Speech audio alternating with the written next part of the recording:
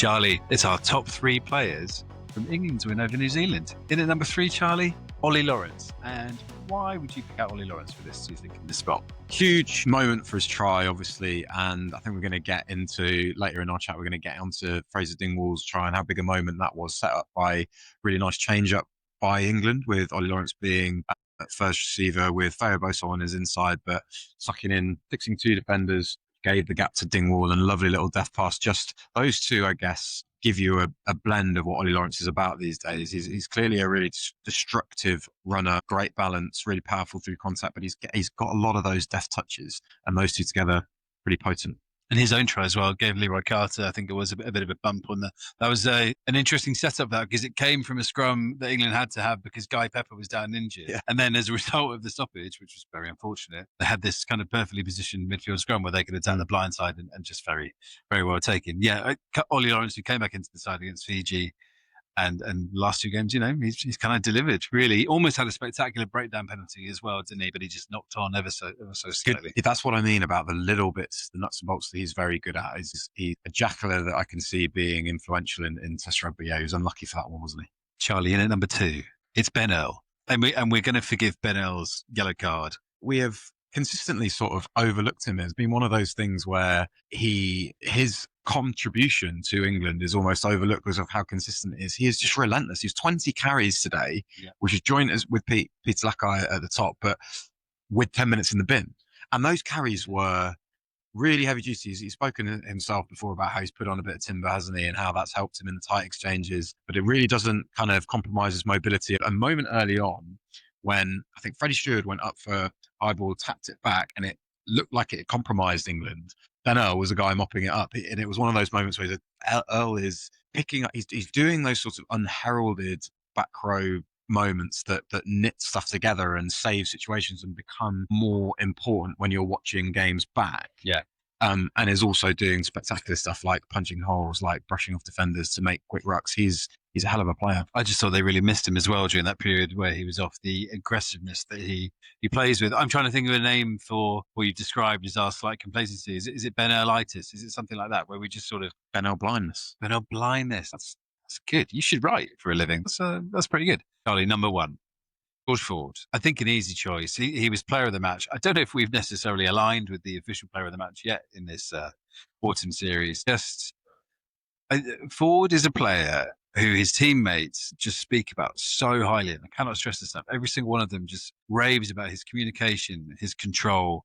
And there were countless moments today, but if I pick out one and then you can do another, the way he hit those 2 quick drop goals in the first half, when England were, as he said when I spoke to him about it for the Observer a few weeks back, when a team's drifting, when the chance isn't really obvious, just sit back and whack 3, just build the scoreboard. I just thought he took those so well. It's his sense of momentum within games and how that flows, and now how he can make decisions that put the team in the right areas of the field and just stand up in those moments in test matches when they're on the line, and seems to really enjoy and thrive in the challenge of those, of when it gets hot. He just relentlessly talks about the team over himself as well. And he had a disallowed try, didn't he, as well? It could have been even more of a virtuoso sort of game for him. But you will never get him to talk about himself. You almost get him... I sort of tried my best at Penny Hill on Thursday and said, look, how proud are you of the kind of collaborative mindset of this? Because you see... Were you like hand on the shoulder? Like, please talk about yourself, George. Please pick yourself up. And he because I thought that was the best way in, getting him to talk about how the pride he feels in how collaborative this team is, because we often talk about the time when he was out of the side during the Six Nations and how he drove standards, and that can be such a vacuous term, kind of driving standards, but he makes it reality. He just is such a important leader for this side. The 50-22, the big moment. England didn't have it all their own way on both sides of the ball. And New Zealand are a good enough side to put you in a hole at times, and there were moments when England was certainly behind in it. But yeah, he just, as a sort of a mind on the field, just a critical influence on this England team. He didn't touch on it in the mix zone afterwards, but today had to be cathartic for him to land the drop goals after missing the one to win it last year. The penalty to go up 28-19. A similar spot. I need to watch last year's back, but I was watching it live and thinking that looks exactly like near in the area where he missed last year when he hit the post late on that set up that crazy finish in the game that England narrowly lost. Really pleased with him. His teammates speak of him so highly, and that's why George Ford is our number one player on our top 3 players from England against New Zealand.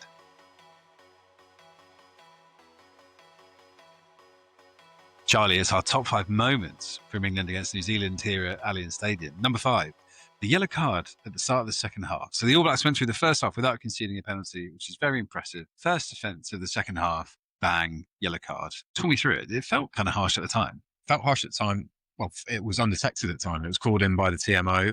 As you say, it was New Zealand's first offence of the game, which was testament to how disciplined they'd been in the first half. And it just felt really bizarre that it was.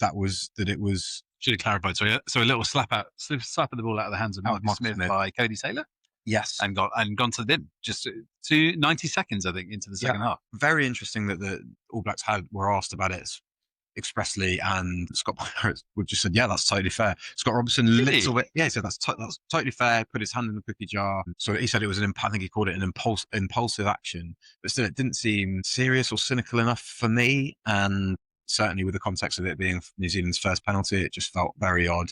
Scott Robertson was the one that said, hang on, it was called in by the TMO, and was sort of suggesting that made it a little bit more odd, which I agree. Marius van der Westhuizen, the TMO today, to put a name on it. But costly because England, it's touch, retained the ball, went over. This is so nerdy. I want to know the last time a team had a yellow card for a first offence when the first offence was in the second half. That's never happened. You get like instant yellow cards and red cards sometimes at the start of games. I guess if it's like really dangerous, but I can't remember. No, surely never happened. Charlie, number 4, Roy Guard's just delightful 50-22. Do you want me to purr about this, or would you? Can I set the scene, because it was kind of a classic. It felt like a sort of classic England New Zealand moment where England have had a lot of pressure. For the historic moment I'm talking about, so England have had a lot of pressure, haven't scored any points from it, have missed a few opportunities. New Zealand go down the other end and are clinical straight away, go 5-0 up. George Ford hits the restart out on the full, and it's a scrum from centre field from which it happens. Didn't mention that in the top 3 players. We didn't, but that's an example of how England had to dig themselves out, and then they had to dig themselves out further because Roy Guard's lovely strike. Just a lovely shaping to go right, turning left, and then off his left foot, just banging down a lovely 50-22. I adore those off a scrum like that, because as a defending team, like, what can we do? Like, we haven't got it covered. Just marvellous. Charlie, number 3 on our top 5 moments. It's the drop goals from George Ford, kind of back-to-back, bang, bang, takes the game from 5-12 to 11-12. We've spoken about how great that must have felt for Ford after missing the one late on last year. But for England, that was huge because they weren't really going anywhere, and suddenly your deficit is cut to 1 point. And I think, actually, I don't know how you felt, because we didn't get a chance to chat in the moment, but England going in down 11-12, having had a line-out that was barely alive, and just so many kind of clunky mistakes, and having leaked 2 quick tries to the All Blacks, I suddenly felt very confident about England off the back of those drop goals. Yeah. That just kind of indicates how big a psychological swing it were, and how it's when we're talking about George Ford sensing moments, that's exactly what it was. I think the first one felt like a kind of predetermined thing, didn't it? Because they went off the top of a line out, they actually won, sort of got stuck, not even got stuck, it just looked like they weren't ever going to do anything else, the first one. Second one, I think, was maybe more impressive because a classic restart routine that you would have seen from Ben Earl's try against Australia, in that they just caught a restart, put up a high ball for Tom Roberts to catch. He caught it. They went wide then really nicely, actually, and the take and give from Marcus Smith, who I thought was really impressive from the bench, gave Feo Bosa a run. But then they got to the edge of the 22, kept their patience, and George Ford was sort of scanning, realising, right, not going any further than the edge of the 22 here, we'll drop back in the pocket. Just really good, to go. So it's two in as many minutes, 6 points. Felt really big. George De Beer. I mean, if he kicked a few more, then we would have been in Yanni territory. But don't worry, Yanni De Beer, your record here is safe. Charlie, number 2, the scrum against the head. When obviously the scrum itself is very impressive, but it's the celebrations from Pollock basically jumping on Cortez Retima's back, of Mario Itoje. I mean, we joke about players celebrating like they've won the World Cup. It genuinely does look like on the slow like they've won the World Cup. And we were saying downstairs that you can't even see one part of the celebrations, which might have been your favourite bit. Ellis Genge was essentially sashaying along the touchline at the crowd, going nuts. Yeah, it was full beans, as they say. It was, they were, and I don't mind that. Ben Earl talks about it quite well, and very aware of how much he gets the mick taken out of him for doing it. But he says, look, these games are won and lost on these pivotal moments. As it happened, I think that was when England went to the corner and gaffed and actually was sort of the start of you maybe thinking that New Zealand had a sniff again. They didn't capitalise on it, but it just did feel like a big moment. Vindication of switching those front rows around, because we know how dangerous that All Blacks trio can be at set piece. And just smart. It was kind of strategy backed up with execution. It absolutely was, which leaves us with number one, Charlie. The combination of George Ford's 50-22 to set England up when they weren't really going anywhere. He bangs it down to the corner. They get the attacking line out. And off that line out, talk me through the very nice little strike move that they developed. Yeah, well, it's these strike moves it's all about kind of setting something up that looks, I can think, similar, or looks like something where you'll be expecting a certain result. So sending up Ollie Lawrence with a pass from Mitchell that goes across. It was Guy Pepper. Let's rewind. Guy Pepper that takes the ball at the front. England was sort of in emergency mode at the line out. And what was interesting is that they had both props, Pollock and Curry, ready to come on. And you heard Piardi before the line out from the 50-22, George Ford say, no, they changed their mind, they're not coming off yet. And that was, I think, what the celebrations in the England coaching box was about, is effectively give these guys one more play and let's see if they can stick it. So Guy Pepper at the front, long whip pass from Alex Mitchell, who's very good at that. A crossfade or Boso to Ollie Lawrence. Looks like the play is just a punch up play. And there's a really deft pass to Dingwall, who slipped between Proctor and Tapia, I think. And what I liked about it was, just to layer on a little bit more, is Dingwall is often in this setup alongside Lawrence. He'll be a guy that, whether it's at 10, whether it's a first receiver or second receiver, he'll be playing those little tips. Has done it a lot to Ben Earl this autumn. This time he was the guy cutting the line, and he did so well. His performance as a whole reminded me of how well he went against Leinster in the Champions Cup final last season. Actually, he was lifted for a restart at the end of the game. He was into absolutely everything, and he's just a very he's a real facilitator. We say that quite a lot, but you can really see that if you're tracking him and looking at all of his involvement in a game. Glue player, right? That's the tag he gets. I love a try that gets coaches really excited, and you can see on the replays like Lee Blackett punch in the air, Byron McGuigan giving it the really big finger wag, which often is a little hint that this has been very clearly thought out and well planned to switch them around. They went to perfection, and those are our top 5 moments from England against New Zealand.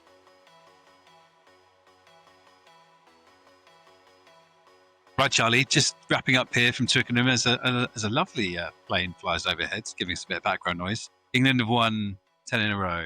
They've defeated the All Blacks here at Allianz Stadium for the first time since 2012. What is the most satisfying part of it for you, I guess? I think for me, it's because we've seen England actually kind of botch this chance so often in the past, and we felt like they were ready to deliver, and they have actually delivered. And I don't think the All Blacks could really have any arguments that they were the second best team on the day. No, I think it's probably, it edges out Ireland here, edges out both of those wins in Argentina earlier this year as probably Borthwick's most impressive win since he started as England head coach. I think they had to, cliche, but probably had to win it a couple of times because there were those momentum shifts. I think when Ben Earl went down to a yellow, and so much of the strategy that had been thought out worked very nicely. They moved the ball as well. There was clearly a lot of kicking, and they felt like that was an advantage that they could hammer home. But they moved the ball off those crumbs, as they call them. There's a couple of nice set piece tries. Their dangerous runners were impactful in the game, and I think they know that it can be a stepping stone rather than a sort of achievement that they hold up as something that they're striving towards. That certainly seemed the mood from Borthwick and Itoje at the end, because they missed chances. There were chances that they had to score more tries in the first half, and now feel that they can move on to another level from this. I hate doing this to teams after a big win, but it does kind of ramp up the pressure slightly in that, okay, you've been the All Blacks here for the first time forever. So now your mind starts drifting to, okay, Six Nations next year. Can you do the business here against Ireland, going to Paris? You'll be at Murrayfield as well. So that's a tough schedule of games. Can you take it on and win a Six Nations title? I don't think it's unfair given the way England played over the last few games, even though it hasn't been perfect, when you see how much room they have to develop and how well they have still played and the results they have picked up, to start to wonder just how good this team can be. Are we now stuck with this system of Genge and Stewart and Cowan Dickey as the replacements, because it's working very well. It feels weird that Tom Curry can only get half an hour in every Test match, and again, might weirdly prolong his career. Might prolong his career. I think it really suits him. He brings a real presence for the last half hour of games. Brings real impact as far as his mobility around the pitch and his collisions. And it gives you a chance to see a lot of Sam Underhill as well, who was excellent today. Guy Pepper's establishing himself. Benel goes from strength to strength. I wonder how close they were to going 5-3 this week. And it would be interesting to see how often they slip back into 5-3, if at all, whether they try 7-1. I feel that we are growing so accustomed to seeing well thought out plans from England, and they are really hard to beat. They're really hard to beat, and because they are really hard to play well against. And perhaps most impressively, really hard to play well against outside of a few patches. So New Zealand, where there was a really big moment, I think it was 32nd minute, where New Zealand have obviously scored 2 tries finding a bit of joy on the edges, stretching England laterally as we sort of suggested that they might. And they did it again. Really big run from Leicester Ganuku. This is with New Zealand 12-5 up. And there is a savage counter-rucking turnover involving Sam Underhill, Benel, Feo Boso, Marcus Smith. So those 4, and it's Itoje that ends up with the ball. Huge moment. Right in the corner, wasn't it? Right in the corner. That was originally in the top 5, but it got squeezed out. But yeah, that was huge. But those are the sorts of moments that just epitomise how difficult they are to put away. And that is such a good place to start with. I think they are really going to want to start. And they did this at the end of the Six Nations, didn't they, in Wales, and to a lesser extent here against Italy, really impose themselves on an opposition and pull away with some really sort of slick attack. I think that can come, but geez, this is what they're doing is really impressive, I think. Held up over the line again. Imagine if they start finishing some of those chances as well, with the forwards carrying tight. Argentina are up next week, and it's tricky for us to talk too much about how that's going to play out, because Scotland are playing Argentina tomorrow as we record this under the night sky at Allianz Stadium. What an unusual feeling to see England executing and delivering. I feel like we've been waiting for this for quite a while, to see them kind of fulfill the potential that we know that they have. And I feel like a lot of things are just clear now. Like George Ford is locked in now as starting 10 for the foreseeable, unless his form goes off a cliff or he gets injured. This was probably Alex Mitchell's best game of the autumn, I would say. Borthwick had bigged him up a bit in the week. And I think he'll be. So this is nitpicking, right? But this is where he can be maybe a little bit. Those first up tackles, if he's going to be that guy on the edge of the defensive line, sticking a few more of them would make England even. What if you think about the ones he misses are often when they can really swarm aside and get behind the gain line. But these are small things that they can, if they can improve those and replicate them consistently against big sides, feels like the sky's the limit. 3 away games as Six Nations is we don't want to look past Argentina, because they can spring a surprise. Everyone here recently. Yeah, we've seen England have to try and battle like emotional highs before, and how you process that. That's going to be a reality next week, isn't it? I think they will have learned from the last victory over New Zealand all those years ago, like how you manage the emotional high of coming off this win, processing it, parking it. They're lucky that they have an extra day, and so they're not back in until Tuesday or Wednesday next week. So that's a big deal. But yeah, I think just in general, you're right. We are nitpicking, but that's a much better place than we've sort of been analysing this England team in the past, when they've just been a mess, and we've sort of been worrying about big areas. What I will say is they're good at that. They're good at never getting too high, never getting too low. Steve Borthwick is, the way I heard it described, I think it was by either Ben Earl or Jamie George after last week, was that he's very good at making each week seem the same, and just getting a focus kind of tailored to an opponent and zeroing in on what the task is. So to beat Argentina clearly feels really important, just to sign things off well, and then the potential return to the Six Nations. And just to finish on the All Blacks, I think this is a lot of what we've seen this year, where they can be outstanding in patches of games and look brilliant, and then things can fall apart a bit. They weren't helped today by Fabian Holland pulling out late. They weren't helped by a bit of a backline reshuffle as well. I think Bowden Barrett had a quad issue, which is why some of his kicks looks a bit weird. Well, they're big moments, aren't they? Those are really big moments. And Roygaard going off when he did as well. I don't know if that came up in the press comments, whether he had. He limped off. So he limped off. Yeah, and that's testament to how influential he is for this All Black side. They look like a different side with him on the field. So he was a big miss. And in that respect, England got the rub of the green in some areas, so that's another thing where they'll be realistic about that.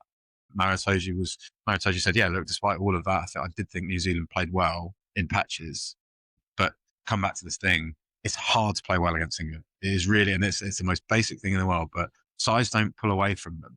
They stick in. They really stick in. Their trade-off with the really mobile back rowers is sometimes that their line-out might be a bit sketchy, but in Seaboard, they've got exactly the right guy to fix that.